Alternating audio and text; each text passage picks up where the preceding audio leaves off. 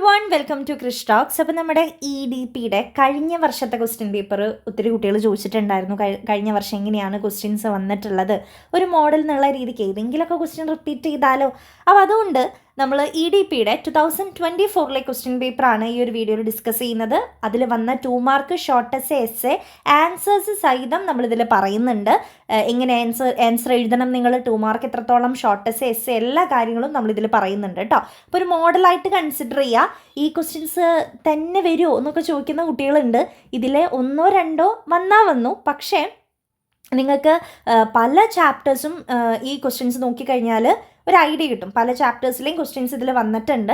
അപ്പോൾ ഏതെങ്കിലും രീതിക്ക് നിങ്ങൾക്കിത് ഹെൽപ്പ് ചെയ്യും എന്നുള്ളത് ഷുവറാണ്. ഇത് ഏതെങ്കിലും ക്വസ്റ്റ്യൻസ് റിപ്പീറ്റ് ചെയ്യാനും സാധ്യതയുണ്ട് കേട്ടോ. അപ്പോൾ നമുക്ക് നോക്കാം. ഇപ്പോൾ ഹൂ ഈസ് എൻ ഓൺട്രപ്രണർ ഒക്കെ എപ്പോഴും ചോദിക്കുന്നതാണ്, കാരണം നമ്മുടെ സബ്ജക്റ്റ് അതാണല്ലോ. അപ്പോൾ ഓൺട്രപ്രണർ ആരാണ്, EDP എന്താണെന്നൊക്കെ നമ്മുടെ അടുത്ത് 2 മാർക്കിന് ചോദിക്കാൻ സാധ്യതയുള്ളതാണ്. ഇനിയിപ്പോൾ ഓൺട്രപ്രണർ ആരാന്ന് ഡയറക്റ്റ് ചോദിച്ചില്ലെങ്കിലും ഷോർട്ട് എസ്സേക്ക് ഓൺട്രപ്രണറുടെ എന്താ പറയുക ക്യാരക്ടറിസ്റ്റിക്സോ അല്ലെങ്കിൽ ആൾക്ക് ഒരു ഗുഡ് ക്വാളിറ്റീസ് ഒക്കെ എന്താണെന്നൊക്കെ ചോദിച്ചാൽ നിങ്ങൾ ആദ്യം ഓൺട്രപ്രണർ ആരാന്ന് എഴുതിയിട്ട് ആൻസറിലോട്ട് വരണം. അപ്പോൾ ഓൺട്രപ്രണർ എന്ന് പറഞ്ഞു കഴിഞ്ഞാൽ a person who starts and runs a new business by taking risk ആണ്. റിസ്ക് ഏറ്റെടുത്ത് ബിസിനസ് റൺ ചെയ്ത് ഒരു ഐഡിയ കൊണ്ടുവന്ന് ബിസിനസ് റൺ ചെയ്യുന്ന ആളെയാണ് നമ്മൾ ഓൺട്രപ്രണർ എന്ന് പറയുക. അവിടെ ആൾ തന്നെയായിരിക്കും ആളുടെ ബോസ് എന്ന് പറയുന്നത്. വേറെ ആൾക്കാരൊക്കെ ആളുടെ അണ്ടറിലായിരിക്കും വരിക. അതാണ് ഓൺട്രപ്രണർ. രണ്ടാമത് വന്നിരിക്കുന്ന ചോദ്യം what do you mean by EDP എന്നുള്ളതാണ്. ഓൺട്രപ്രണർഷിപ്പ് ഡെവലപ്മെൻറ്റ് പ്രോഗ്രാംസ് ആണ്. അതായത് ഓൺട്രപ്രണേഴ്സിനെ ട്രെയിൻ ചെയ്ത് അവർക്ക് വേണ്ട ഡെവലപ്മെൻറ്റ് പ്രോഗ്രാംസ് ആണ് ഇവിടെ പ്രൊവൈഡ് ചെയ്യുന്നത് കേട്ടോ. അപ്പോൾ ഓൺട്രപ്രണർഷിപ്പ് ഡെവലപ്മെൻറ്റ് പ്രോഗ്രാംസ് ആണ് EDP എന്ന് പറയുന്നത്. നെക്സ്റ്റ് എന്താണ് ഗ്രീൻ ചാനൽ സിസ്റ്റം എന്നാണ്. ഗ്രീൻ ചാനൽ സിസ്റ്റവും സിംഗിൾ വിൻഡോ സിസ്റ്റവും ആക്ച്വലി ഒന്നാണ്. നിങ്ങൾ ആദ്യം മനസ്സിലാക്കുക, ഗ്രീൻ ചാനൽ സിസ്റ്റം ഇപ്പോൾ നിലവിലില്ല. Okay, not existing. ഇത് എക്സിസ്റ്റിംഗ് ആയിട്ടുള്ളതൊന്നല്ല. ഗ്രീൻ ചാനൽ പണ്ടുണ്ടായിരുന്നു. ഗ്രീൻ ചാനൽ ആയാലും സിംഗിൾ വിൻഡോ സിസ്റ്റം ആയാലും ഉദ്ദേശിക്കുന്നത് ഒരു എന്താ പറയുക എൻ്റർപ്രൈസിൻ്റെ റണ്ണിങ്ങിന് വേണ്ടിയിട്ട് നമുക്ക് ഒരുപാട് സർട്ടിഫിക്കറ്റ്സും ലൈസൻസും കാര്യങ്ങളൊക്കെ വേണമല്ലോ നമ്മളൊരു സ്ഥാപനം തുടങ്ങാനായിട്ട്. അപ്പോൾ അതെല്ലാം ഒരൊറ്റൊരു സ്ഥലത്ത് പോയി കഴിഞ്ഞാൽ നമുക്ക് കിട്ടും. ഇപ്പം നമ്മൾ +1 അലോട്ട്മെൻറ്റിന് വേണ്ടിയിട്ട് നമ്മൾ അക്ഷയ എന്ന് പറഞ്ഞൊരു സ്ഥലത്തേ പോയുള്ളൂ. അക്ഷയയിൽ പോയിട്ട് നമുക്ക് ആവശ്യമുള്ള സ്കൂളുകളുടെ പേര് നമ്മൾ അവിടെ കൊടുക്കുകയാണ് ചെയ്തത് അല്ലേ. അല്ലാതെ ഓരോ സ്കൂളിലും നടന്നു പോയൊന്നും നമ്മൾ കൊടുത്തിട്ടില്ല. അപ്പോൾ ഇത് തന്നെയാണ് സിംഗിൾ വിൻഡോ സിസ്റ്റം ആയാലും ഗ്രീൻ ചാനൽ സിസ്റ്റം ആയാലും. ഒരൊറ്റൊരു സ്ഥലത്ത് പോയിട്ട് നമ്മൾ അവിടെ നിന്ന് എല്ലാതരം ലൈസൻസും കാര്യങ്ങളൊക്കെ ഒരു സ്ഥലത്ത് നിന്ന് തന്നെ ചെയ്യുന്നതാണ് ഗ്രീൻ ചാനൽ സിസ്റ്റം. അതിപ്പോൾ നിലവിലില്ല. അതിന് പകരം പുതിയത് വന്ന ടേമാണ് സിംഗിൾ വിൻഡോ സിസ്റ്റം. 2 ചോദിച്ചാലും സെയിം ആണ് ആൻസർ കേട്ടോ. ദെൻ അടുത്തത് വാട്ട് ഈസ് ഡ്രോൺ ഓൺട്രപ്രണർ എന്നാണ്. ഡിഫറെൻറ്റ് ടൈപ്സ് ഓഫ് ഓൺട്രപ്രണേഴ്സ് നമുക്ക് പഠിക്കാനുണ്ടായിരുന്നു. വളരെ ഇമ്പോർട്ടൻ്റ് ആണ് അത്. അതിലൊരു ടൈപ്പാണ് ഇവിടെ ചോദിച്ചിട്ടുള്ളത്. അപ്പോൾ ബാക്കി ടൈപ്സ് ആയിരിക്കാം നമ്മളോട് ചോദിക്കാൻ പോകുന്നത്. അപ്പോൾ ഡ്രോൺ ഓൺട്രപ്രണർ എന്ന് പറഞ്ഞു കഴിഞ്ഞാൽ ആൾക്ക് ഒരു തരത്തിലുള്ള ചേഞ്ചും ആൾ ആഗ്രഹിക്കുന്നില്ല. എപ്പോഴും പഴയ മെത്തേഡ് തന്നെ ഫോളോ ചെയ്തുകൊണ്ടിരിക്കുകയാണ്. ആൾ മുങ്ങിപ്പോയിക്കൊണ്ടിരിക്കുക. അതായത് ആൾ അടച്ചുപൂട്ടാറായി ആളുടെ കമ്പനി, കാരണം കാലത്തിനൊത്ത ആൾ മാറിയില്ല. അതാണ് drone entrepreneur. Then what is market and demand analysis. ഈ മാർക്കറ്റ് ആൻഡ് ഡിമാൻഡ് അനാലിസിസും സോഷ്യൽ കോസ്റ്റ് ബെനിഫിറ്റ് അനാലിസിസ് ഒക്കെ 1-2 തവണയൊക്കെ ചോദിച്ചിട്ടുള്ളൊരു ക്വസ്റ്റ്യൻ ആണ് കേട്ടോ. അപ്പോൾ മാർക്കറ്റ് ആൻഡ് ഡിമാൻഡ് അനാലിസിസ് എന്ന് പറഞ്ഞാൽ നമ്മളൊരു സ്ഥാപനം തുടങ്ങാൻ പോകുന്ന സമയത്ത് നമ്മുടെ മാർക്കറ്റ് കണ്ടീഷൻ എന്താ, ഈ ഒരു പ്രൊഡക്റ്റിൻ്റെ ഡിമാൻഡ് എന്തായിരിക്കും, എന്താണ് ആൾക്കാർക്ക് വേണ്ടത്, people want to need, how much they are willing to pay എന്നുള്ള ഒരു അനാലിസിസിനെയാണ് മാർക്കറ്റ് ആൻഡ് ഡിമാൻഡ് അനാലിസിസ് എന്ന് പറയുന്നത്. Next question what you mean by social cost benefit analysis എന്നുള്ളതാണ്. സോഷ്യൽ കോസ്റ്റ് ബെനിഫിറ്റ് എന്ന് വെച്ച് കഴിഞ്ഞാൽ നമ്മൾ നമ്മുടെ പ്രൊജക്റ്റിൻ്റെ ഓവറോൾ ബെനിഫിറ്റ്, അതായത് നമുക്കൊരു പ്രൊഡക്റ്റ് ഉണ്ടാക്കാൻ വേണ്ടി വന്ന ചിലവെന്ന് പറയുന്നത് 100 രൂപയായിട്ടുണ്ടാവുള്ളൂ. പക്ഷെ അത് സൊസൈറ്റിക്ക് ആ ഒരു പ്രൊഡക്റ്റ് കൊണ്ട് ഒരു 1000 രൂപയുടെ ഒരു ബെനിഫിറ്റ് ഉണ്ടെങ്കിലോ, മനസ്സിലായോ? അപ്പം നമ്മുടെ കോസ്റ്റും സമൂഹത്തിന് ഇതിൽ നിന്ന് കിട്ടുന്ന ഒരു ബെനിഫിറ്റും കമ്പയർ ചെയ്യുന്നതാണ്, അല്ലെങ്കിൽ അത് ഇവാലുവേറ്റ് ചെയ്യുന്ന മെത്തേഡാണ് സോഷ്യൽ കോസ്റ്റ് ബെനിഫിറ്റ് അനാലിസിസ് എന്ന് പറയുന്നത്. ഇനി അടുത്തത് ഇൻട്രാപ്രണർഷിപ്പ് എന്താണെന്നാണ്. ഇൻട്രാപ്രണർ അല്ലെങ്കിൽ ഇൻട്രാപ്രണർഷിപ്പ് എന്ന് പറഞ്ഞു കഴിഞ്ഞാൽ employee in A company act like an entrepreneur bringing new ideas and innovations within the organisation. ആള് ഒരു ഓൺട്രപ്രണർ അല്ല, അതായത് ഒരു ഐഡിയ സ്വന്തമായിട്ട് കൊണ്ടുവരുന്ന ആളാണ് ഓൺട്രപ്രണർ എന്ന് പറയുന്നത്. ഇൻട്രാപ്രണർ എന്ന് പറഞ്ഞാൽ ആ സ്ഥാപനത്തിൽ ഓൺട്രപ്രണറെ പോലെ പണിയെടുക്കുന്ന ആളാണ്. മനസ്സിലായോ? അപ്പോൾ ഒരു ഓൺട്രപ്രണർ എന്ന് പറഞ്ഞു കഴിഞ്ഞാൽ സംരംഭകൻ, ആൾക്ക് കിട്ടുന്നത് പ്രോഫിറ്റ് ആണെങ്കിൽ ഇൻട്രാപ്രണർക്ക് കിട്ടുന്നത് എന്തായിരിക്കും? സാലറിയാണ്. ആളുടെ കീഴിൽ ഇപ്പോൾ ക്രിസ്റ്റോക്സ് എന്ന് പറയുന്ന ഒരു ഐഡിയ ഞാൻ കൊണ്ടുവന്നു, ഞാനത് പ്രവർത്തിക്കുന്നു, അപ്പോൾ ഞാൻ ഓൺട്രപ്രണറാണ്. എൻ്റെ കീഴിൽ ഞാനൊരാളെ വെക്കുകയാണെന്ന് വിചാരിക്കുക, എഡിറ്ററിനെ വെക്കുകയാണ്. അപ്പോൾ ആൾ നമ്മുടെ പുതിയ ഐഡിയാസ് കൊണ്ടുവരുന്നുണ്ട്, നമുക്ക് വേണ്ടിയിട്ട് പുതിയ കാര്യങ്ങളൊക്കെ കാര്യങ്ങളൊക്കെ നമുക്ക് പറഞ്ഞു തരുന്നുണ്ട്. അപ്പോൾ ആൾ ഇൻട്രാപ്രണറാണ്, ആൾക്ക് കിട്ടുന്നത് സാലറിയാണ്. അപ്പോൾ ഇൻട്രാപ്രണറും ഓൺട്രപ്രണറും തമ്മിലുള്ള വ്യത്യാസം ചോദിക്കാം, മാനേജറും ഓൺട്രപ്രണറും തമ്മിലുള്ള വ്യത്യാസം ചോദിക്കാം. സെയിം തന്നെയാണ് കേട്ടോ. മാനേജർ എന്ന് പറഞ്ഞാലും ഇതേപോലെ ഓൺട്രപ്രണറുടെ കീഴെ പണിയെടുക്കുന്ന ഒരാളാണ്. അടുത്ത ചോദ്യം, what is mean by industrial estate എന്നുള്ളതാണ്. ഇൻഡസ്ട്രിയൽ എസ്റ്റേറ്റ് എന്ന് വെച്ച് കഴിഞ്ഞാൽ ഡെവലപ്ഡ് ബൈ ദ ഗവൺമെൻറ് ആണ്. അതായത് വലിയൊരു ഏരിയ ആണ്. ഈ ഒരു ഏരിയയിൽ ഒരുപാട് ബിസിനസ്സുകളും ഓർഗനൈസേഷൻസ് ഉണ്ടാവും. ഇവർക്ക് എല്ലാവർക്കും വേണ്ടിയിട്ടുള്ള road, electricity, water, internet supply എല്ലാതും ഗവൺമെൻറ് കൊടുക്കുന്നുണ്ടായിരിക്കും. അപ്പം അങ്ങനെ ഒരു പ്ലാൻഡ് ഏരിയനെയാണ് ഇൻഡസ്ട്രിയൽ എസ്റ്റേറ്റ് എന്ന് വിളിക്കുന്നത്. പലതരം ഇൻഡസ്ട്രിയൽ എസ്റ്റേറ്റ് ഉണ്ട്, ടൈപ്സ് നിർബന്ധമായിട്ട് നിങ്ങൾ പഠിക്കണം കേട്ടോ, ഇമ്പോർട്ടൻ്റ് ആണ്. അടുത്തത് എന്താണ് project report? Project report is A detailed document that explains the plan, cost, profit, risk. അതായത് ഒരു പ്രൊജക്റ്റ് എന്ന് ഉദ്ദേശിക്കുന്നത് നമ്മൾ ചെയ്യാൻ പോകുന്ന നമ്മൾ തുടങ്ങാൻ പോകുന്ന സംരംഭത്തെയാണ് പ്രൊജക്റ്റ് എന്ന് ഉദ്ദേശിക്കുന്നത് കേട്ടോ. അപ്പോൾ ആ ഒരു പ്രൊജക്റ്റിൻ്റെ കോസ്റ്റ്, പ്ലാനിങ്സ് എല്ലാം, അതിൻ്റെ പ്രോഫിറ്റ്, റിസ്ക് എല്ലാത്തിനെ കുറിച്ചും എഴുതിയിട്ടുള്ള ഡീറ്റെയിൽഡ് ഡോക്യുമെൻ്റ് ആണ് പ്രൊജക്റ്റ് എന്ന് പറയുന്നത്. അപ്പോൾ ഈ ഒരു പ്രൊജക്റ്റ് എന്ന് പറയുന്ന ഒരു ബ്ലൂ പ്രിൻ്റ് എന്ന് വേണമെങ്കിൽ നമുക്ക് പറയാം. അതായത് നമ്മൾ ചെയ്യാൻ പോകുന്ന എല്ലാ കാര്യങ്ങളെക്കുറിച്ച് എഴുതിയിട്ടുള്ള ഒരു ബ്ലൂ പ്രിൻ്റ് ആണ് പ്രൊജക്റ്റ് റിപ്പോർട്ട് എന്ന് വേണമെങ്കിൽ നമുക്ക് പറയാം കേട്ടോ. ഇനി അടുത്തത് എന്താണ് NIESBUD? NIESBUD. അതിൻ്റെ ഫുൾ ഫോം ആദ്യം തന്നെ നിങ്ങൾ എഴുതണം. നാഷണൽ ഇൻസ്റ്റിറ്റ്യൂട്ട് ഫോർ ഓൺട്രപ്രണർഷിപ്പ് ആണ്. Okay, entrepreneurship and small business development. ഇതെന്തിനാണ് സഹായിക്കുന്നത്? It helps promote entrepreneurship through training and research. ട്രെയിനിങ്ങിലൂടെയും റിസർച്ചിലൂടെയും ഓൺട്രപ്രണേഴ്സിൻ്റെയും സ്മോൾ ബിസിനസ് ഡെവലപ്മെൻറ്റുമാണ് ഇവരിവിടെ ചെയ്യുന്നത്. അത്തരത്തിലുള്ളൊരു നാഷണൽ ലെവൽ ഇൻസ്റ്റിറ്റ്യൂട്ടാണ് NIESBUD എന്ന് പറയുന്നത് കേട്ടോ. അടുത്തത് എന്താണ് MSME?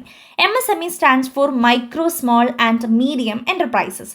They are small scale businesses that plays a big role providing job and supporting the economy. നമ്മുടെ എക്കോണമീനെ സപ്പോർട്ട് ചെയ്യാൻ വേണ്ടിയിട്ട് വലിയൊരു റോള് തന്നെ MSMEകൾ വഹിക്കുന്നുണ്ട്.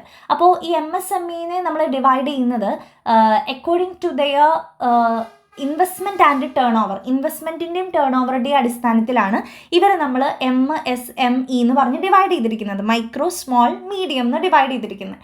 അപ്പോൾ ഇവരുടെ മൈക്രോയ്ക്ക് എത്ര ഇൻവെസ്റ്റ്മെൻറ്റും ടേൺ ഓവർ ഉണ്ട്, സ്മോളിന് എത്ര ഇൻവെസ്റ്റ്മെൻറ്റും ടേൺ ഓവർ ഉണ്ട്, മീഡിയത്തിന് എത്ര ഉണ്ടെന്നുള്ളത് ഞാൻ മൂന്നാമത്തെ ചാപ്റ്റർ, ഓൺട്രപ്രണർഷിപ്പ് ഡെവലപ്മെൻറ്റിൻ്റെ മൂന്നാമത്തെ ചാപ്റ്ററിൻ്റെ വീഡിയോയിൽ ഡീറ്റെയിൽ ആയിട്ട് പറയുന്നുണ്ട്. അപ്പോൾ ഇത് ചോദിക്കുമ്പോൾ നിങ്ങൾ അതും കൂടി എഴുതണം കേട്ടോ. അടുത്തത് സിംഗിൾ വിൻഡോ സിസ്റ്റം, നമ്മൾ ഓൾറെഡി ഗ്രീൻ ചാനലിൽ പറഞ്ഞതാണ്. ദെൻ അടുത്തത് what are the main objectives of KVIC? KVICയുടെ full form khadi village and industries commission എന്നുള്ളതാണ്. ഖാദി ആൻഡ് വില്ലേജ് ഇൻഡസ്ട്രീസ് ആണ് അവർ പ്രൊമോട്ട് ചെയ്യുന്നത്. റൂറൽ ഏരിയാസിലുള്ളവർക്ക് ജോബ് ക്രിയേഷൻ കൊടുക്കുന്നുണ്ട്. സെൽഫ് റിലൈൻ ഡെവലപ്മെൻറ്റിനെയും അവർ സപ്പോർട്ട് ചെയ്യുന്നുണ്ട്. അടുത്തത് എന്താണ് പ്രൊജക്റ്റ് ഐഡൻറ്റിഫിക്കേഷൻ? പ്രൊജക്റ്റ് ഐഡൻറ്റിഫിക്കേഷൻ എന്ന് വെച്ച് കഴിഞ്ഞാൽ ഫസ്റ്റ് സ്റ്റെപ്പാണ് ഒരു ബിസിനസ് സ്റ്റാർട്ട് ചെയ്യുമ്പം. നമ്മൾ ഒരു പ്രൊജക്റ്റ് ആദ്യം ഐഡൻറ്റിഫൈ ചെയ്യണല്ലോ, എന്തൊരു സംരംഭമാണ് നമ്മൾ തുടങ്ങാൻ പോകുന്നത്. ആ ഒരു ഐഡൻറ്റിഫിക്കേഷനെയാണ് പ്രൊജക്റ്റ് ഐഡൻറ്റിഫിക്കേഷൻ എന്ന് പറയുക. Then who is A social entrepreneur? അതായത് ടൈപ്പ് ഓഫ് ഓൺട്രപ്രണേഴ്സിൽ വരുന്നതാണ് ആരാണ് സോഷ്യൽ ഓൺട്രപ്രണർ എന്നുള്ളത്. അതായത് സോഷ്യൽ പ്രോബ്ലംസ് ഒക്കെ സോൾവ് ചെയ്യാൻ വേണ്ടിയിട്ടൊക്കെ ഒരു ബിസിനസ് തുടങ്ങുന്ന ആൾ, മെയിനായിട്ടൊരു ചാരിറ്റി പോലെയൊക്കെ ഒരു എഡ്യൂക്കേഷൻ, ഹെൽത്ത്, പോവർട്ടി ഇതിനൊക്കെ വേണ്ടിയിട്ട് തുടങ്ങുന്ന ഒരാളെയാണ്. ആൾ പ്രോഫിറ്റ് മാത്രമല്ല ഇവിടെ ഏൺ ചെയ്യുന്നത് കേട്ടോ, പ്രോഫിറ്റിന് വേണ്ടി മാത്രമല്ല തുടങ്ങിയിട്ടുള്ളത്.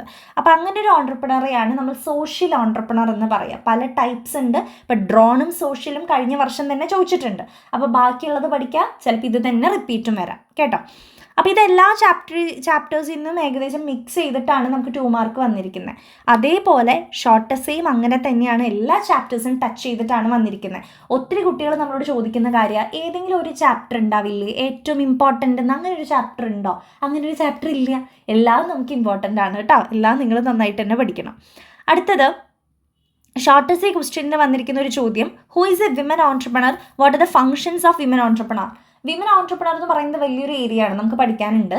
അതിൽ ആരാണ് വിമൻ ഓൺട്രപ്രണർ, എന്താണ് ഇവരുടെ പ്രോബ്ലംസ്, സൊസൈറ്റിയിലുള്ള പ്രോബ്ലംസ് എന്താണ്, സ്ലോ ഗ്രോത്തിൻ്റെ കാരണം, സ്ത്രീകളായിട്ടുള്ള സംരംഭകരുടെ സ്ലോ ഗ്രോത്തിൻ്റെ കാരണം ഒക്കെ നമുക്ക് ചോദിക്കാൻ സാധ്യതയുള്ളതാണ്. ഇവിടെ ഇപ്പോൾ അതായത് സ്ത്രീകൾ ഒരു സ്റ്റാർട്ടപ്പ്, ഒരു സംരംഭം തുടങ്ങുകയാണെങ്കിൽ അങ്ങനെയുള്ളവരെയാണ് നമ്മൾ വിമൻ ഓൺട്രപ്രണർ എന്ന് വിളിക്കുക. അപ്പോൾ അവരുടെ ഫങ്ഷൻസ് എന്ന് വെച്ച് കഴിഞ്ഞാൽ എന്താണ്, ബിസിനസ് ഐഡിയ ജനറേറ്റ് ചെയ്യുന്നു, ഫിനാൻസ് ഓർഗനൈസ് ചെയ്യുന്നു, മെറ്റീരിയൽ മാൻ പവർ കൊണ്ടുവരുന്നുണ്ട്, റിസ്ക് ഡിസിഷൻസ്, ഇന്നോവേറ്റീവ് പ്രൊഡക്ട്സ് കൊണ്ടുവരുന്നു, എംപ്ലോയ്മെൻറ്റ് ക്രിയേറ്റ് ചെയ്യുന്നുണ്ട്, social economic development, promoting women empowerment ഒക്കെയാണ് അവരുടെ ഫങ്ഷൻസ് ആയിട്ട് വരുന്നത്. ഇത് സ്ക്രീനിലുണ്ട്, നിങ്ങൾക്ക് പഠിക്കാം. സിമ്പിൾ പോയിന്റ്സ് ആണ് കേട്ടോ. ഓൾറെഡി ഇതൊക്കെ നമ്മൾ ചാപ്റ്റർ വൈസ് ആയിട്ടുള്ള വീഡിയോസിൽ പറയുന്നതാണ് മക്കൾ, അതുകൊണ്ടാണ് പിന്നെയും ഞാനിത് അധികം എക്സ്പ്ലെയിൻ ചെയ്യാത്തത് കേട്ടോ. അടുത്തത് വെരി ഇമ്പോർട്ടൻറ്റ് ഏരിയ MSME. MSMEകളുടെ മാത്രം നമുക്കൊരു ചാപ്റ്റർ പഠിക്കാനുള്ളത് കൊണ്ട് ഇതിൽ നിന്ന് നമുക്കൊരു ക്വസ്റ്റ്യൻ എക്സ്പെക്ട് ചെയ്യാവുന്നതാണ്, ഷോർട്ട് എസ്സേക്കും എസ്സേക്കും ഒക്കെ. എന്താണ് MSME, അതിൻ്റെ ഒബ്ജക്റ്റീവ്സ്. അപ്പോൾ MSMEനെ കുറിച്ച് എന്ത് ചോദിച്ചാലും നിങ്ങൾ ആ ഒരു ടേൺ ഓവർ ഇൻവെസ്റ്റ്മെൻറ്റിൻ്റെ കാര്യം എഴുതണം ഫ്രം തേർഡ് ചാപ്റ്ററിൻ്റെ വീഡിയോ വേഗം പോയി നോക്കിക്കോളൂ കേട്ടോ. ദെൻ അടുത്തൊരു ചോദ്യം വന്നിരിക്കുന്നത് എന്താണ് EDP, what are the phases of EDP ആണ്. അപ്പോൾ EDP stands for entrepreneurship development programme. അത് നമ്മൾ ഓൾറെഡി പറഞ്ഞതാണ്. നമ്മൾ ഓൺട്രപ്രണേഴ്സിന് ഡെവലപ്മെൻറ്റ് ട്രെയിനിങ് പ്രോഗ്രാംസ് ഒക്കെ കൊടുക്കുന്നതാണ് ഈ EDP കൊണ്ട് ഉദ്ദേശിക്കുന്നത്. അതിന് മെയിനായിട്ട് 3 ഫേസസ് ആണ് വരുന്നത്. Pre training phase, training phase, post training phase. Pre training phase എന്ന് വെച്ച് കഴിഞ്ഞാൽ ഇവിടെ ട്രെയിനിങ് കൊടുക്കുന്നതിന് മുന്നത്തെ ഘട്ടത്തെയാണ് പ്രീ ട്രെയിനിങ് ഫേസ് എന്ന് പറയുക. ഇവിടെ എംപ്ലോയീസിൻ്റെ ഒരു സെലക്ഷൻ ആൻഡ് പ്രിപ്പറേഷനാണ് ഇവിടെ ഉദ്ദേശിക്കുന്നത്. ആദ്യം നമ്മൾ എംപ്ലോയീസിനെ, ട്രെയിനിങ് കൊടുക്കേണ്ട എംപ്ലോയീസിനെ നമ്മൾ സെലക്ട് ചെയ്യുന്നു, അവരെ പ്രിപ്പയർ ചെയ്യുന്നു. ട്രെയിനിങ് ഫേസിൽ നമ്മൾ അവർക്ക് വേണ്ട ട്രെയിനിങ്ങുകൾ കൊടുക്കുകയാണ്. എന്താ പറയുക, teaching skills like business planning, finance, marketing, എല്ലാ രീതിയിലുള്ള സ്കില്ലുകളും അവർക്ക് നമ്മൾ പ്രൊവൈഡ് ചെയ്യുകയാണ് ത്രൂ പ്രോപ്പർ ട്രെയിനിങ്. മൂന്നാമത്തെ ഘട്ടമാണ് പോസ്റ്റ് ട്രെയിനിങ് ഫേസ്. അങ്ങനെ ട്രെയിനിങ് കിട്ടിക്കഴിഞ്ഞാൽ പിന്നെ നമ്മൾ എന്താ ചെയ്യേണ്ടത്, അവരെ ഫോളോ അപ്പ് ചെയ്യണം, അവരെ സപ്പോർട്ട് ചെയ്യണം, അവർക്ക് വേണ്ട ലീഡർഷിപ്പ് കാര്യങ്ങളായിട്ട് ചെയ്തു കൊടുക്കുക, മെൻറ്ററിങ്, ബിസിനസ് സെറ്റപ്പിന് വേണ്ടിയിട്ടുള്ള ഹെൽപ്പുകൾ ചെയ്തു കൊടുക്കുക എന്നുള്ളതാണ് നമ്മൾ ചെയ്യേണ്ടത്.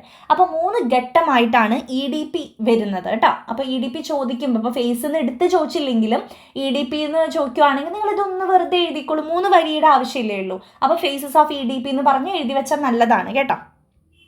അടുത്തത് എന്താണ് DIC, what are the functions of DIC. അപ്പം നമുക്ക് ഇപ്പോൾ ഒരുപാട് ഇൻസ്റ്റിറ്റ്യൂഷൻസ് നമുക്ക് ആക്ച്വലി പഠിക്കാനുണ്ട്. ഇപ്പം നമ്മൾ ഇതിൽ തന്നെ ഖാദിയുടെ നമ്മൾ കണ്ടു, അതേപോലെ DIC ചോദിച്ചിട്ടുണ്ട്. അപ്പോൾ ഈ പറയുന്ന ഇൻസ്റ്റിറ്റ്യൂഷൻസ് എല്ലാം തന്നെ വളരെ ഇമ്പോർട്ടൻ്റ് ആണ്. ഇത് 2ാമത്തെ ചാപ്റ്ററാണ് വരുന്നത്, ഇൻസ്റ്റിറ്റ്യൂഷണൽ സപ്പോർട്ട് ടു ഓൺട്രപ്രണേഴ്സ്. നിങ്ങൾക്ക് സിമ്പിൾ ആക്കിയിട്ട് ഞാൻ ആ 2ാമത്തെ ചാപ്റ്ററിൽ എല്ലാ ഇൻസ്റ്റിറ്റ്യൂഷൻസിനെയും പറയുന്നുണ്ട്. അപ്പോൾ ഇതിൽ ഏത് വേണമെങ്കിലും നിങ്ങളോട് ചോദിക്കാം. അതന്നെ സെയിം, ആ 2nd ചാപ്റ്റർ ഫുള്ളായിട്ട് എസ്സേ ചോദിച്ചിട്ടുണ്ട് കഴിഞ്ഞ കൊല്ലം. അപ്പോൾ അതുകൊണ്ട് 2ാമത്തെ ചാപ്റ്റർ വളരെ ഇമ്പോർട്ടൻ്റാണ്. ദെൻ നമ്മുടെ 3ാമത്തെ ചാപ്റ്ററാണ് MSME. എത്ര ക്വസ്റ്റ്യൻസ് വന്നു നോക്കിയേ നിങ്ങൾ. അതേപോലെ പ്രൊജക്ട് റിപ്പോർട്ടാണ് അവസാനത്തെ പാഠം. അവസാനത്തെ പാഠത്തു നിന്നും 2-3 ക്വസ്റ്റ്യൻസ് വന്നിട്ടുണ്ട്, ആദ്യത്തെ പാഠത്തു നിന്നും വന്നിട്ടുണ്ട്. അപ്പോൾ എല്ലാ പാഠത്തിൽ നിന്നും മിക്സ് ചെയ്തിട്ടാണ് അവർ ക്വസ്റ്റ്യൻസ് ഇട്ടിരിക്കുന്നത്. അപ്പോൾ അതുകൊണ്ട് ഈ പാഠം നന്നായി പഠിക്കൂ എന്ന് നമുക്ക് പറയാൻ പറ്റില്ല കേട്ടോ.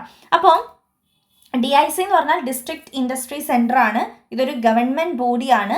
ഓരോ ഡിസ്ട്രിക്റ്റിലും ഓരോ സെൻറ്റർ ഉണ്ടായിരിക്കും. ഇൻഡസ്ട്രീസിനെ ഹെൽപ്പ് ചെയ്യാൻ വേണ്ടിയിട്ടും, അവർക്ക് വേണ്ട ഫിനാൻഷ്യൽ സപ്പോർട്ട് പ്രൊവൈഡ് ചെയ്യാൻ വേണ്ടിയിട്ടും, അവർ ഗൈഡൻസിന് വേണ്ടിയിട്ടും, പ്രൊമോഷന് വേണ്ടിയിട്ടും എല്ലാ ജില്ലകളിലും ഒരു സെൻറ്റർ ഉണ്ടായിരിക്കും. അതാണ് ഡിസ്ട്രിക്ട് ഇൻഡസ്ട്രി സെൻറ്റർ. അപ്പോൾ അതിൻ്റെ ഫങ്ഷൻസും ഇതവിടെ സ്ക്രീനിൽ കൊടുത്തിട്ടുണ്ട്, നിങ്ങൾക്ക് പോസ് ചെയ്ത് പഠിക്കാം കേട്ടോ.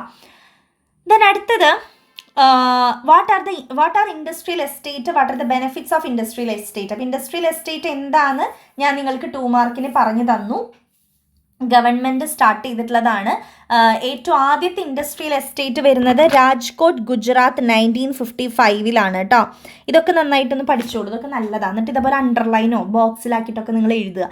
ദെൻ ഇപ്പോൾ നമ്മുടെ ഇന്ത്യയിൽ 650 ഇൻഡസ്ട്രിയൽ എസ്റ്റേറ്റുകൾ ഉണ്ട്. അതും ഇതേപോലെ ഒന്ന് അണ്ടർലൈനൊക്കെ ചെയ്ത് വെക്കുകയാണെങ്കിൽ നല്ലതായിരിക്കും കേട്ടോ. അങ്ങനെ ഇൻഡസ്ട്രിയൽ എസ്റ്റേറ്റിൻ്റെ ബെനിഫിറ്റ്സ് ഇവിടെ കൊടുത്തിട്ടുണ്ട്. ഇങ്ങനെ നമ്മൾ ഒരുപാട് പലതരത്തിലുള്ള ഇൻഡസ്ട്രീസിന് ഒരൊറ്റൊരു ഏരിയയിൽ പ്രവർത്തിക്കാൻ പറ്റുവാണ്.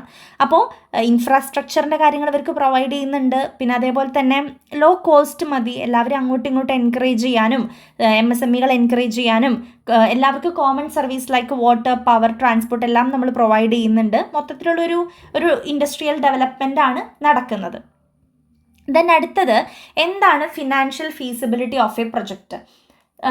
ഫീസിബിലിറ്റി എന്ന് പറഞ്ഞു കഴിഞ്ഞാൽ നമ്മുടെ ചെയ്യാൻ പോകുന്ന പ്രൊജക്റ്റ്, ഇപ്പം ഞാനൊരു ബിസ്ക്കറ്റ് കമ്പനി തുടങ്ങാൻ പോവുക, അപ്പോൾ അതാണ് എൻ്റെ പ്രൊജക്റ്റ്. അപ്പോൾ അത് നടപ്പിലാകുമോ ഇല്ലയോ എന്നുള്ള പഠനമാണ് ഫീസിബിലിറ്റി സ്റ്റഡി. പ്രാക്ടിക്കാലിറ്റിയാണ് നമ്മളവിടെ പഠിക്കുന്നത്. ആ ഒരു സംരംഭം നടപ്പിലാകുമോ ഇല്ലയോ, അതാണ് ഫീസിബിലിറ്റി എന്ന് പറയുന്നത്. അപ്പോൾ ഫിനാൻഷ്യൽ ഫീസിബിലിറ്റി എന്ന് പറഞ്ഞു കഴിഞ്ഞാൽ ആ ഒരു പ്രൊജക്റ്റ് ഫിനാൻഷ്യലി നടപ്പിലാകുമോ, എൻ്റെ കയ്യിലുള്ള പൈസ കൊണ്ട് അത് നടപ്പിലാകുമോ ഇല്ലയോ, അതാണ് ഫിനാൻഷ്യൽ ഫീസിബിലിറ്റി. ടെക്നിക്കൽ ഫീസിബിലിറ്റി എന്ന് വെച്ച് കഴിഞ്ഞാൽ ടെക്നിക്കലി ആ ബിസിനസ് നടപ്പിലാകുമോ ഇല്ലയോ, മനസ്സിലായോ. പൊളിറ്റിക്കലി ഫീസിബിലിറ്റി എന്ന് വെച്ചാൽ പൊളിറ്റിക്കലി അത് നടപ്പിലാകുമോ ഇല്ലയോ. അപ്പം അങ്ങനെയുള്ള പലതരം ഫീസിബിലിറ്റീസ് നമുക്ക് ചാപ്റ്ററിൽ പഠിക്കാനുണ്ട്. 5ാമത്തെ ചാപ്റ്ററിൽ വരുന്നുണ്ടെന്ന് തോന്നുന്നു പ്രൊജക്റ്റ് റിപ്പോർട്ടിൽ. ദെൻ 4ാമത്തെ ചാപ്റ്ററിലൊക്കെ ഫീസിബിലിറ്റി വരുന്നുണ്ട്. അപ്പോൾ ഫീസിബിലിറ്റി വളരെ ഇമ്പോർട്ടൻ്റ് ആയിട്ടുള്ള ഒരു ഏരിയ ആണ്, ഒരു ഇമ്പോർട്ടൻ്റ് ആയിട്ടുള്ള ടേം ആണ്. അപ്പോൾ നടപ്പിലാകുമോ, whether a project is practicable or profitable എന്ന് ചെക്ക് ചെയ്യുന്നതാണ് ഫീസിബിലിറ്റി. അപ്പോൾ അത് ഫിനാൻഷ്യലി അങ്ങനെ പ്രാക്ടിക്കൽ ആവുമോ നോക്കുന്നതാണ് ഫിനാൻഷ്യൽ ഫീസിബിലിറ്റി എന്ന് പറയുന്നത് കേട്ടോ. ഇനി അടുത്തൊരു ഷോർട്ടസ്റ്റ് ക്വസ്റ്റ്യൻ ആണ്, what are the different types of incentives. പലതരം ഓൺട്രപ്രണേഴ്സിന് കൊടുക്കുന്ന പലതരം ഇൻസെൻറ്റീവ്സ് എന്താണ്? ഇൻസെൻറ്റീവ്സിൻ്റെ ഒരു ലക്ഷ്യം എന്ന് പറയുന്നത് ഓൺട്രപ്രണേഴ്സിനെ നമ്മുടെ നാട്ടിൽ പിടിച്ചു നിർത്തുക, സൊസൈറ്റിയിൽ പിടിച്ചു നിർത്തുക എന്നുള്ളതാണ്. അവർക്ക് വേണ്ട ഒരു സപ്പോർട്ട്, അവർക്കൊരു സാലറിക്ക് പുറമേ അവർക്ക് കിട്ടുന്ന ഒരു സപ്പോർട്ടാണ് ഇൻസെൻറ്റീവ് എന്ന് പറയുന്നത്. പലതരം ഇൻസെൻറ്റീവ് ഉണ്ട്. ഫിനാൻഷ്യൽ ഇൻസെൻറ്റീവ് ഉണ്ട്, നോൺ ഫിനാൻഷ്യൽ ഇൻസെൻറ്റീവ് ഉണ്ട്, കൺസെഷൻ ഉണ്ട്, സബ്സിഡി ഉണ്ട്, ബൗണ്ടി ഉണ്ട്, ഫിസിക്കൽ ഇൻസെൻറ്റീവ് ഉണ്ട്, ഫിനാൻഷ്യൽ ഇൻസെൻറ്റീവ്സ് ഉണ്ട്. അങ്ങനെ പലതരം ഇൻസെൻറ്റീവ്സ് നമുക്ക് വരുന്നുണ്ട്. ഇതെല്ലാം നമ്മൾ ഓൾറെഡി ആ ഒരു ചാപ്റ്റർ ഡിസ്കസ് ചെയ്തപ്പോൾ പറഞ്ഞിട്ടുള്ളതാണ്. അപ്പോൾ ഈ ഇൻസെൻറ്റീവ് ബൗണ്ടിയൊക്കെ സെപ്പറേറ്റ് 2 മാർക്കിനൊക്കെ ചോദിക്കുക കേട്ടോ. ഗവൺമെൻറ് ഇൻഡസ്ട്രീസിന് കൊടുക്കുന്ന ഒരു ബോണസാണ് ബൗണ്ടി. അതുപോലെ സബ്സിഡി ഒരു ലംസം പേയ്മെൻ്റ് ആണ്. കൺസെഷൻ ഒരു ഫീസിൻ്റെ റിഡക്ഷൻ ആണ് കൺസെഷൻ എന്ന് പറയുന്നത്. ഇനി അടുത്തത് 5th ചാപ്റ്ററിൽ നിന്നുള്ള ചോദ്യം, what are the requirements of A good project report. ഒരു പ്രൊജക്റ്റ് റിപ്പോർട്ട് നല്ലതാണ്, പെർഫെക്റ്റ് എന്ന് പറയണം എന്നുണ്ടെങ്കിൽ അതിന് എന്തൊക്കെ റിക്വയർമെൻറ്റ്സ് വേണം, അതാണ് ചോദിച്ചിരിക്കുന്നത്. അപ്പോൾ ഇതിൽ നമുക്ക് എഴുതാൻ സാധിക്കുന്നത് പ്രിസൈസ് ആയിരിക്കണം, ആക്യുറേറ്റ് ആയിരിക്കണം, സ്പെസിഫിക് ആയിരിക്കണം, പിന്നെ prepared with help of expert team, proper survey റിസർച്ചിലൂടെ മാത്രം പ്രിപ്പയർ ചെയ്യുക എന്നുള്ള കാര്യങ്ങളൊക്കെ നമുക്കിവിടെ എഴുതാം കേട്ടോ.